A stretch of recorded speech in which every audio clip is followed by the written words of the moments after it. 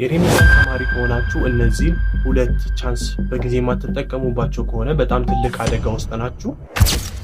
ይህንንም ያልኩበት ምክንያት ብዙዎች አይታችሁ ከሆነ የሪሚዲያል ተማሪዎች መለያያ ሆነው ራሳቸውን መውቀስና ሪግሬት የሚያደርጉበት ነገር ነው። ይሄም የመጣው ፖቴንሻላቸውን ከማወቅ የተነሳ እና 12 ላይ ደግሞ የወደቁት አሳማኝ ባልሆነ ምክንያት እንደሆነ ነው የሚያምኑት። በተጨማሪም ደግሞ እንደዛ አንብቤ የወደኩኝ አሁን እንዴት ነው ማልፈው፣ እንዴትስ ባነቡን የተለየ ውጤት የሚመጣው የሚለውን ያስባሉ። ነገር ግን ይሄ በቁጭት ብቻ ነው የሚቀረው። ነገር ግን ይሄንን ቁጭታቸውን ተጠቅሞ ሌሎች የተሰጣቸውን እነዚህን ሁለተኛ እድል ካለመጠቀማቸው የተነሳ ኢቭን ይህንን ቻንስ ሉዝ ያደርጋሉ። በተጨማሪም ደግሞ አንዳንዶች ኢቭን ቻንሱን ሉዝ ብቻ ማድረግ አይደለም ኢቭን ከዚህ በኋላ ትምህርት ዓለም ላይ አይመለሱም።